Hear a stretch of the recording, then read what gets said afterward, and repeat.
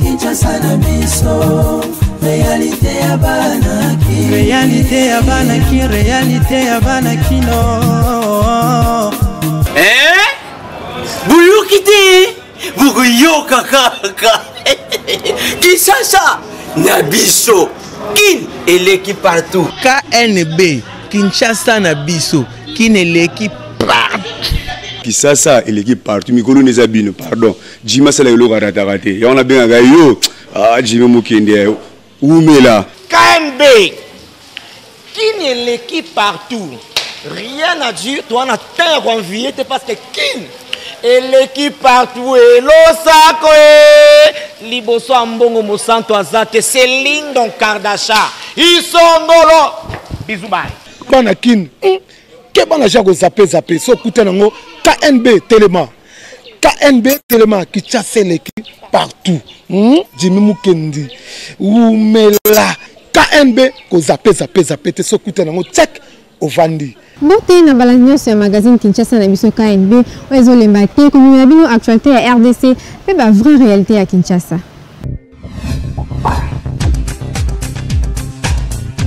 On doit mettre sur pied un état de droit. Au nom du Père. Et dans un état de droit, il y a une justice indépendante. Du Fils. Et du peuple. Ce n'est pas pour rien qu'on fait des constitutions. Nous l'avons promis. Pourquoi Mboké débat? Parce que ceux qui arrivent et qui sont censés prêcher par l'exemple, eux prêchent par le mauvais exemple. Nous l'avons défendu. Un état de droit, c'est celui où tout le monde respecte la loi. Pour détourner bandi bako. Mais toi, tu crois que balandi on a besoin. Nous y avons cru. Mais ce que Mokonza lobi abi bon likambako pona au salango yo oza mwana mai nanga c'est vrai totanga kana yo tu vas en prison. Nous y voilà. État de droit. Tout l'édition Mokola Lilo pour notre Sabino que le ministre de la Santé, Dr Etienne Longondo, a annoncé jeudi le 25 juin à l'élo fin à l'épidémie Ebola. La partie est à RDC Nayango a remercié le professeur Jean-Jacques Mouyembe et l'équipe Naïm Obimba pour l'engagement dans le loyal service rendu à la nation. Dans Mokola Lilo, Nazan Sengo a déclaré solennellement il y a 10e épidémie à maladie à virus Ebola na Est et la République, peine à remercier particulièrement le professeur Jean-Jacques Mouyembe, na équipe Naïm Obimba et secrétariat technique, oyoazo et vrai son relâche pour l'obtention et la performance. Dengue ministre de la Santé à l'Obaki au cours de la conférence de presse Mokolelo. Dr Etienne Longondo a talisaki satisfaction sur le fait que 1171 personnes basa guéri complètement na Ebola. P a sengi par ailleurs la population et la province de l'Équateur va soutenir riposte contre 11e épidémie à maladie à virus Ebola. Oezala qui déclaré depuis le 1er juin à Mbandaka. Pour un rappel, Ebola Ezala qui peut officiellement déclarer na Beni na province Nord Kivu depuis le 10 avril 2020. Chef de l'État Félix Antoine Tshisekedi Tshilombo a réagi par rapport à la manifestation où Salamaki Mokolo a lundi na mardi na palais du peuple na communiqué oyo. Président de la République démocratique du Congo, Félix Antoine Tshisekedi Tshilombo, n'a communiqué moko signé na directeur de cabinet Aïe Naye Désiré Kachimir Kolongele a constaté dans quelques villes y a pays ba manifestation populaire contre 3 propositions y a loi sur système judiciaire congolais. Oyo ezalaki initié na Assemblée nationale. Son Excellence, Monsieur le Président de la République, à comprendre colère et la population, Oyo Ezali traduit un attachement, il y a véritable état de droit. Chef de l'État a sengi par ailleurs na ba force de l'ordre, bazo ba disposition nyonso pour prévenir et contenir na période Oyo ya état d'urgence, ba gens ya ba manifestation Oyo. Cependant, chef de l'État Félix Antoine Tshisekedi Tshilombo, tout en respectant ba droit constitutionnel, il y a manifesté a condamné avec la dernière énergie la violence et l'attaque qui perpétrée contre la personne et la biloko na bango. Pour un rappel, la manifestation et protestation contre proposition et loi initiée na ba député nationaux ya Front commun pour le Congo FCC Obin Minaku na Gari Sakata sur réforme ya justice et Salemaki na quelques villes ya République démocratique du Congo lokola à Kinshasa pe Lubumbashi. Na Kinshasa par exemple, les manifestants pendant plusieurs heures bazalaki liboso ya palais du peuple, bazalaki pe ko pekisa na ba député nyonso o bazalaki pembeni wana ya ko accéder na kati ya palais du peuple, bazalaki dispersé à coups de gaz lacrymogène na ba élément ya la police aux alentours ya ba 13h. Quelques manifestants bazalaki interpellés dans la police pe baka ya ba blessé ezalaki pe signalé. Ba exiger kaka ba longola 3 propositions ya loi wana oyo ezali ko sala objet ya plusieurs contestations mingi pe na kati ya corps judiciaire. Secrétaire permanent et à PPRD Emmanuel Ramazani Chadari a intervenu sur la manifestation où Salamaki Mokolo a lundi na mardi na palais du peuple à travers déclaration politique. Côté à partir du peuple pour la reconstruction et la démocratie PPRD na Mokuse ba exiger que ba poursuite et salema contre ba auteur intellectuel ya ba acte ya vandalisme oyo et salemaki lors ya manifestation organisée mercredi le 24 juin 2020 na Kinshasa contre ba proposition ya loi ya Minakuna Sakata. PPRD ezosenga na ba autorité judiciaire ba engagé ba poursuite moko à l'encontre ya ba auteur intellectuel ya ba acte ignoble ya vandalisme ndenge communiqué de presse signé na Emmanuel Ramazani Chadari secrétaire permanent ya parti cher na ancien président ya République Joseph Kabila et Lobaki. Le Parti du peuple pour la reconstruction et la démocratie, PPRD en sigle, a suivi avec indignation les événements malheureux d'une milice d'un parti politique se réclamant du pouvoir, événements, disais-je, qui se sont déroulés dans la ville de Kinshasa et Lubumbashi en marge de l'examen par le Parlement des 3 propositions de loi portant sur la réforme de quelques textes de loi judiciaire en vue de leur conformité à la Constitution. Cette milice a allègrement pillé, vandalisé, détruit, saccagé les biens des particuliers sans une raison valable, alors qu'elle n'a, la milice, elle n'a ni lu les 3 propositions de loi, encore moins elle n'a pas examiné les raisons profondes qui ont milité pour cette réforme. On veut intimider qui par ces actes-là? Le PPD réaffirme sa détermination à soutenir cette réforme allant dans le sens de consolider l'autorité de l'État et de promouvoir une justice juste. Nous exigeons le respect du travail des parlementaires ainsi que de toutes les procédures de vote démocratique de loi.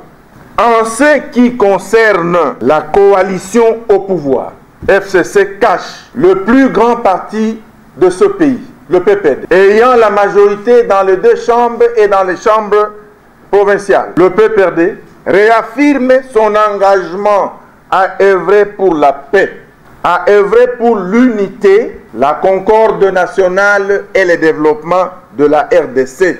Mais si les partenaires en coalition ne veulent plus de celle-ci, qu'on nous le dise en ce qui nous concerne, et pour la paix, s'ils ne sont plus d'accord avec la coalition, nous allons tirer immédiatement les conséquences constitutionnelles qui s'imposent. C'est-à-dire aller tout droit et sans hésitation dans la cohabitation. Parti Oyo ezali membre na kati ya Front commun pour le Congo FCC et sengi de ba responsable ya parti Oyo etindaki ba manifestant Oyo batika kosala ba acte wana pour na ko préserver kimia na République démocratique du Congo. Président du Parlement début UDPS Yokanson a réagi par rapport à propos à Emmanuel Ramazani Chadari, reportage à Héritier Lokoji. L'idée wana ezali d'abord baboni déjà mulungu puisque bazana pour ça il y a changement. Donc ils ont déjà qui était déjà dans cohabitation. Puisque ceux qui ont une coalition, avant même de proposer le projet de loi, il faudrait que tous soient dans la coalition. Mais Basali a un bon modèle. bazi projet de loi moko ezali anticonstitutionnel bakei kotia yango na butu ezali mpona batroubler population et puis mettre en cause justice oyo ezali état de droit ezali déjà en œuvre biloko bongo tozokondana ngo avec dernière énergie tokosepela te toza wana derrière justice. C'est la justice qui lève une nation. Donc makambo bazosala donc mbala liboso omoni population ezaka lokola bombe atomique soki bombi bombe na sac et s'exploser. Biloko peut supporter de plusieurs années pendant longtemps. Bato FCC balingi kimiate. Qu'est-ce que les bazo préparé pour la justice? Il y a des gens qui étaient quand la population anime. Bon, on va comprendre que la population lingi bangote. Donc tout ce qui est dans comportement na bangote, ceux qui cohabitation, ceux qui sont cinq présidents, il y a beaucoup de garants de bon fonctionnement et commandant suprême à des sous de Borouana. Donc l'objectif finalement tout ce qui est dans le et bon repensana. Donc on n'a pas besoin de même cohabitation. Donc tout bandé là. Comment vous pouvez imaginer dans Mboka Tozali, Batrozo que nous proposer l'homme soit disant dans la coalition, il faut consulter Bisso. Cela veut dire ezali injection zo utana kinga kati. Hein? Donc baza déterminé et pour ceux qui ont bien dit que tout ça déterminé. Mais tokoyeba siko beza banane. Donc tokoyeba ou bien bango ou bien Bisso. Puisqu'il y a des personnes qui ont besoin d'ordre de terre, ou tozo bi message dans ndenge na Bisso. Hein? Donc bakoyoka maman na son. Maman na son donc maladi bosso to yebisa kibino ke bokoyoka son mulunge bandi bokoyoka mulunge na ndinga libomo tozana elanga me o kanisi kete esiko bomé bokoyoka bomana ba hotel bokoyoka bulala na banini bozangi esika kolala puisque na minute ba yebisa kibino bozala na kimia fachi tala pouvoir na mboka na biso maladi bosso un président entrant à Zala un sortant plutôt à Zala vie et puis avant à l'aise na ba gouvernement ya kale vanda. Et ça vous a bolingo makasi. Mais président pesibino bolingo to vendre na bino. Non. Bino bozolinga ne boye to fait fachi bolongo la na pouvoir. C'est par là les peuples prenez-vous en charge. Population totalement comme un seul homme. Muluba, Mukongo, Muswahili, Mungala, totalement na bato ba FCC ba lingi changement té. Moko ya ba combattants influents à UDPS a Bichole peut réagir par rapport à la manifestation où Salama Kilobi n'a parlé du peuple. Il retient le congé Azala Kiwana. Ce qui peuple bazar d'accord na biso tala article 20 donc na kati article 220 ya mibeko mboka yango yo ezana ba bilo mususu constitution ya mboka na biso ba benga ngo ben touchable des choses qu'on ne peut pas réviser ba tali yango na article 220 de la constitution.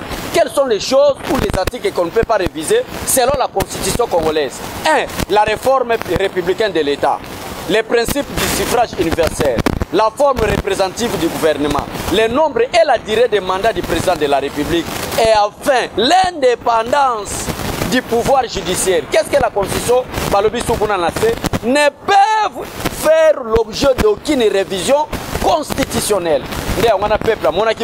Non. Tokotika makambo bongo te, totika peuple abima, peuple babimi babare route na ba dictateur. Bon, osomona biso to ba leader to kotinda bato na mabete. Hein, biso mo to ko regretter, mais le peuple azala na juridiction basambisaka ete. Le peuple par rapport à l'article 5 et conformément à votre question là. Ba chichaka peuple salinga siko individu na osalali. Peuple asali ba makambo ba kimbuta mais yo poza d'accord yebi makambo kimbuta sali na mboka oyo oyebi ba poubelle lelo biso to yebi Kinshasa la belle Kinshasa comme la poubelle nani mumu ya mema kango c'est André Kimbuta ndeko journaliste mais ezaba acte moko tout se pelaté mais quelque part ata to se pelaté pour ezaba acte mabe pour être à escroc politique ba kende sou na rythme mabe. C'est ça l'état de droit, c'est ça vraiment la justice. Peuple congolais, merci na tribunal de grande instance ndenge bapesi kamere 20 ans de prison ferme et de travaux forcés. Soki ezalaki na sentence mosoki ozali kolo selonga moto état de droit na ninga babaisa ata 30 ans parce que mpo nanga namoni 20 eza moke. C'est ça la justice mpona otalisa bato ke lita idps bamartire oyo bakufaka awa ezike na pamba te oyibi ata toza bamaster bakokanga ye. À venir, premièrement, il faut que le peuple que Félix Tshisekedi n'était pas le candidat pour le cash. Félix Tshisekedi a été candidat à l'élection comme président de l'IDPS. Et ça cash était et bimisaki candidat Félix. Mais IDPS a bimisaki candidat Félix. Il faut que le peuple n'en ait pas. plateforme électorale au babengi cache eza reconnu na kwa mboka ezala lamuka ezala FCC bazali reconnu te ezali reconnu ezali ba parti politique ezo ko composer lokola ba INC ba IDPS ba reconnu mais biso na IDPS parce que je suis membre de l'IDPS to pona quand Félix Tshisekedi lokola candidat na biso alors to ba parti politique ezo fondé cache nde bango na bazako lo ba lokola biso to za na pouvoir te tika to soutenir président Félix Tshisekedi c'est le problème pour nous exactement c'est l'avenir à cache te biso to kotala ba avenir ba parti politique te biso to kotala ka avenir à peuple congolais combien de fois ba banda kolia 3 fois par jour combien de fois mbogo kende cache ezalé à la tête c'est ça pas l'essentiel que Congo qui est de Liboso.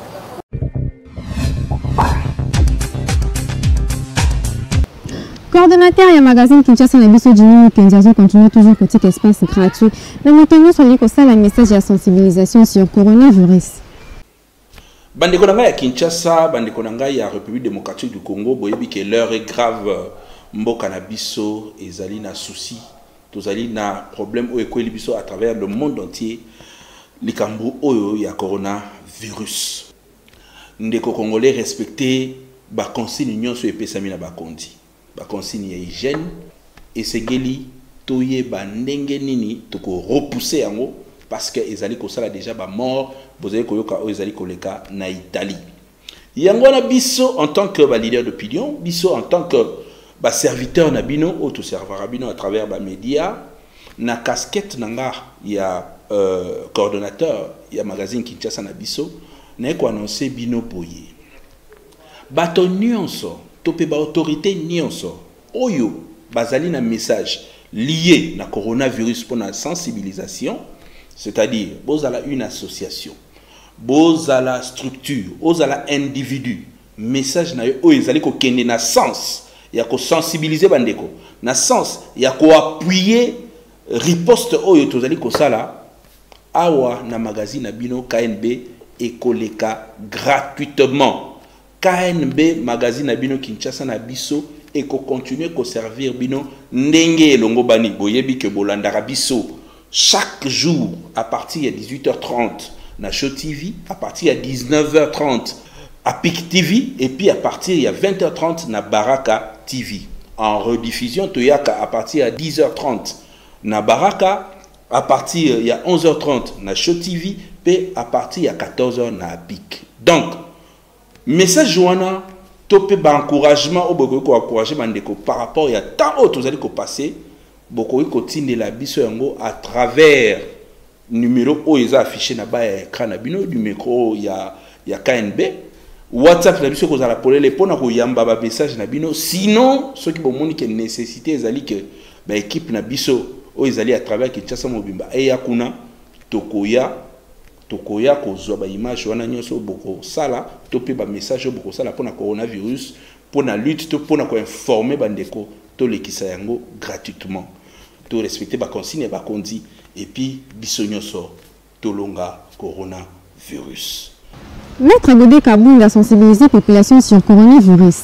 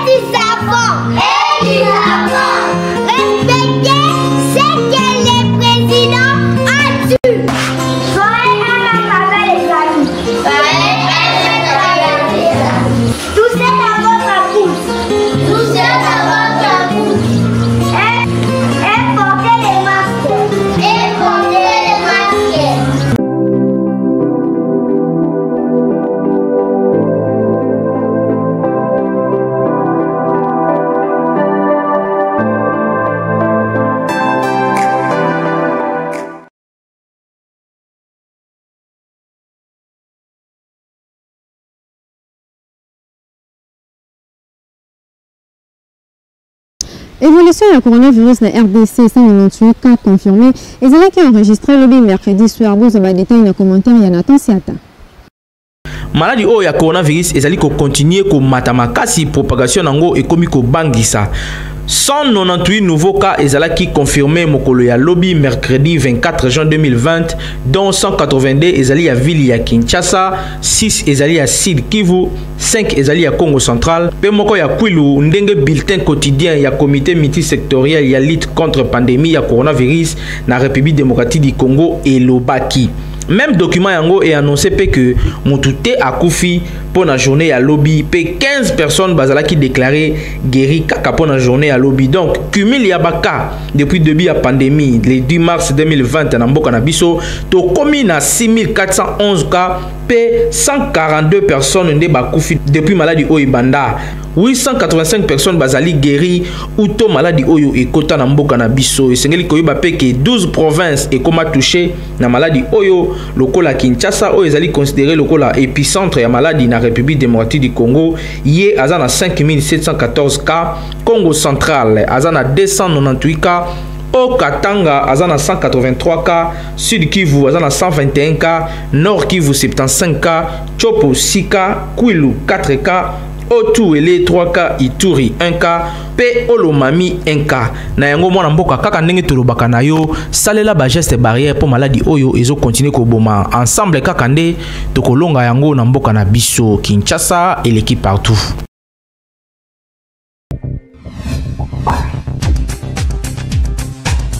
Le cadre à construire peuple congolais Beltesco a une amie qui a sika qui rigole ezote kama partout la ville ya Kinshasa.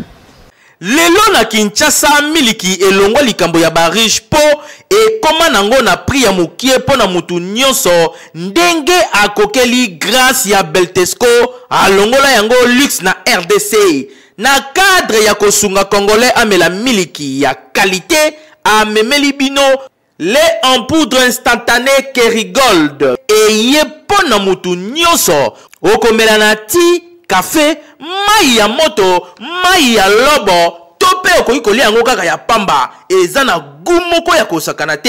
Kerigold de l'œuf végétal plein de vitamines A et D, protéines pe calcium. Ezo sunga bana bakola kitoko, pe mikolo ba savourer miliki kitoko ya mabele ya ngombe. Miliki oyo ezali koteka ma partout. Komela Kerigold full crème, ezali kotonga nzoto na yo 2 fois. Monto amera Kerigold abela rapamba pamba te, ba maman baza na bana, ba maman baza na bazemi, ba maman baza na ba fatigue ebele. Omela mingi Kerigold ezali ko bakisa susu ba protéines, ba calcium, ba vitamines ebele bele na kati ya nzoto. Lait en poudre instantané Kerigold, miliki ya solo ya ngombe, sans complexe na Kinshasa na mbongo nyoso oza nango, okomela miliki na yo sans problème, grâce ya Beltesco, mosungi ya mboka.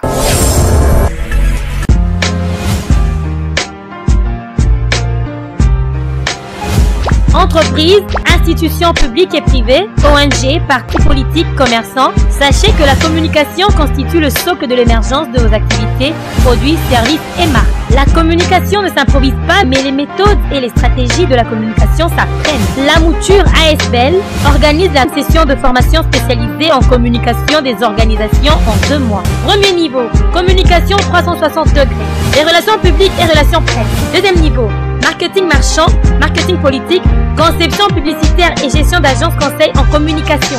Venez apprendre les méthodes pratiques de la gestion de votre organisation avec les formateurs hautement qualifiés et expérimentés.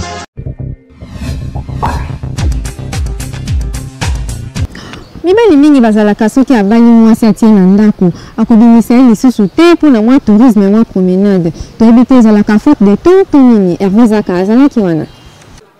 Tomonaka mibali misusu bazalaka soki kaka bali mwasi akoti na ndako basorti ba promenade oyo bazalaki kosala avant babalana ekozala lisusu te okomona mobali azobima ye moko tona ba camarade na ye kote oyo mwasi akoma lokola rideau ya ndako.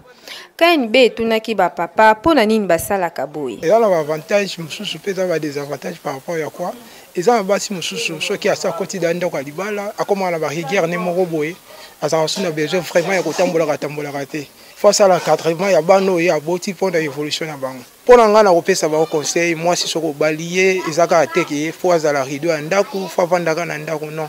Faut ça la ke fort ya kobimise mais elekate. Parce que aux amours, aux autres l'avenir, il y a l'obli, faut un budget, faut beaucoup la bana wana, faut pour l'avenir la bana wana. donc okotia te vino nyonso kaka na ambiance pour surtout ka lobi age repousser na bomba nini to avenir abana ne kozana nini zali engagement ya mobali nde fo abimisa mwasi na ndako jamais mwasi batika ka rido ndako te puisque azape na ba besoin azape na posa ya ko satisfaire corps libanda leka mupepe mobali boulot bandaka à partir à lundi samedi ezaka journée ya ba weekend ekozala ke non demi journée samedi ozongi na ndako mobali okozwa pe mwasi omemie botamboli bosamize bosepeli bole bomeli tout ozongi na ndako eza te ke non otika mwasi atika la rida ndako yo mobali oke kozwa basi mususu libanda en tout cas wana vraiment eza bien te eza pe na sens te eza bien te et comment difficile parce que pendant la fiançailles mobali azana nous ye moko pa na bango tango ocha mwasi ne na ndako bakoyi bango mibale nyonso bana osala na période ya fiançailles na kati ya ndako ekoka suki osalama te so babana obeta mwa batour okende kotala bandeko kosomba ta kovanda na bar kopase batemps quelque part mpo bameka kosolola mais nyonso okomi nango na ndako azwi akomi na ndako yango nde ekomaka difficile mwasi akomi na ndako obimisaka ye soit oevite badepense ovite bapromenade inutile akomi yayo na ndako soki olingi osola na ye osoli na ndako olingi osombele mwa shawama mwa frite osombele na ndako aya kolia na ndako olingi okende osombele biere amelango na ndako nakopesa bango kaka conseil kobimisa mwasi mpe pendant ntango aza na ndako alibala ezanako mabe te mais basi mosusu yo oza te akolanda mpe epai wana donc ezanako mabe te mobali na mobali aza na façon na amemela mwasi na ye me ngai nakosepela ere moko mpe basi na ndako bazwaka mwa mopepe mais eza teke soki ozwi mpe mopepe tour papa azongi mwa retard yo mpe na mayele otindi bato balanda place bovandaki na papa un jour c'est pas bon moni yango na tokoma kobanga kobimisa mwasi aza na ndako mwasi lokola asi abalami moye ya kobima na ye lisusu kenda kotambola na ye eza te mpo akomi mwasi ya kilo soki okoti mariage kobima lisusu na mwasi te mpo okoki kobima na ye boye okei kokutana na ambiscade ya bakuluna babotoli yo mwasi wana sikoyo okotikala na nini ifo mwasi ya libala awanda na ndako makambo ya kobima na ye lisusu eza te ndeko papa soki obali mwasi eza kaka te po afandaka na ndako du 1er au 30 aza pe mutu lokola yo ndenge yo ozalaka na posa ya kobima kozwa mopepe libanda ye pe azalaka na posa wana soki ozosundola ye kaka na ndako mokolo mosusu okosutuka ye pe akoma kobima na ndenge na ye na yango po esala mabongo te papa bimisaka maman Kinshasa eleki partout. bato mingi basalaka baparti de son na relation ya bolingo mpo bakabwana te kasi baconséquence na yango ezalaka nini reportage ya Hervé Zaka na Mirin Kinwayo. Jeune mingi lelo bazovivre na ignorance bakoma na bango komema bolingo na bandenge na bango okomona bango bayokani bamela na makila mpo bakabwana te ti liwa comportement wana ederangeaka bakinois boyoka ndenge barépondre na micro na biso. Mais beaucoup plus sur le plan sanitaire, il y a ce que nous appelons des maladies aussi qui se transmettent sur les sons. Et souvent, tout ça, les gènes et les lots, ça des fois par ignorance. Pour ça, on a des fois, on se dépisté directement, on s'allie en haut, mais à travers ça, que beaucoup de gens aussi ont eu des maladies à cause de ça. Donc, ils ont des conséquences vraiment élevées. Bon, selon moi, il y a un avantage dans le côté. Il y a beaucoup plus de désavantages. Parce que on a la facilité à rejoindre maladie ou des fois on a eu penser dans le côté. On a mutumo côté à souhaiter que malheur na bon moinae. Mais une fois aux autres qui ont un problème moroboye, ton relation moroboye, qui est naza boye, to kabula to mila na makila et après avoir causé. Si on y a pas qui na rejoindre maladie, to boyaka. Mais tout ça là des fois par ignorance. Et tout ça par ignorance sans pourtant to yeba donc ils ont un avantage mais on tient na moni na ko sensa tout na ko mila na makila na moni avantage na nga nazomona avantage na désavantage te mpo na nga parce que bokoki komela biso bien que okoki komela makila ya mwasi na yo na mwasi na yo mpe ameli makila na yo peut-être mwasi na yo koyebisa yo ke nga nde naza boye chéri tomela na makila yo kobala mwasi mususu te nanga mpe na kobima libanda to pia na kobala na mobali mususu te mais okomona pa yo osali mo voyage azobima libanda et puis eloko moko te ya mabe ezokomela ye wana eloko te ya liboso nayebi ke eloko yango eza biblique te na bao lokola biso bato osambelaka na omona yango eza biblique te omela mwasi makila mwasi ou bien mwasi ameli ya mobali eza nango biblique te donc yango namonaka ezaka eloko moko mpenza ya bien te mpo na ngai naomona yango na avantage te parce que bible elobi mwasi azala fidèle na mobali na ye mobali mpe azala fidèle na mwasi na ye bon eza kaka kolanda mibeko ya nzambe mais soki ekomi ke bomela na makila bon wana ndenge ezaka ndeko ya bible nazomona kuta avantage nango te souvent ezalaka malamu na boyoki ya bato pensant comme quoi mwasi to mobali akoki kokende olinga mosusu te to kotika libala wana te mais conséquence nango mabe ezali nde parce que liloba na nzambe boyi eboyi na lolengo wapi soki mwasi na mobali babalani babulisi bango makomi elobi nini tino wapi liwa ekokabola bango mais toutefois impact de ça ememaka liwa ya mbalakata oyo etikaka moninga atikala na vie te avantage ezali ete mwasi wana même to akozala na ekobo to molimo moko ya mabe mais du fait que bomelana makila azobanga akoki kosala ekobo to kobima na kati ya ndako ya libala te nde avantage ya mwana bon conseil gratuit na kopesa bango ezali ete n'y a rien à faire l'impact là parce que même la Bible le condamne tozali pays moko toza régi na mambo etalani baklisto c'est-à-dire du fait na monde alelo mutu nyonso aza moklisto ezali epesameli nzela te ezali malamu te batika biloko wana bajeune botika bacomportement bokóma nango ya kosinyaka baparte de sang na bolingo mpo mobali to mwasi alinga yo esengeli te ke bosinye nanu parte de sang bino mpe baoyo botikali soki bosalaka yango botika mpo bacomportement wana eza malamu te. Kinshasa eleki partout.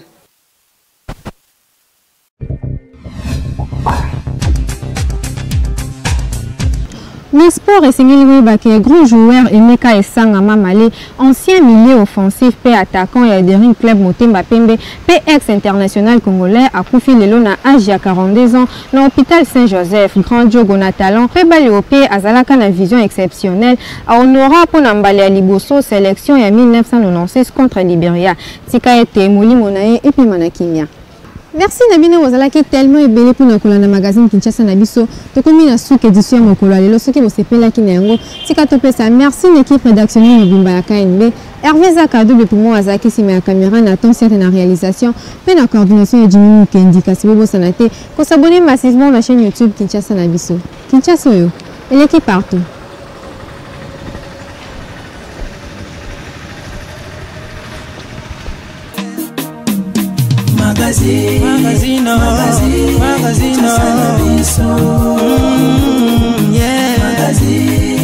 Magazine, Kinshasa Nabiso, réalité ya banaki, réalité ya banaki, réalité ya banaki no.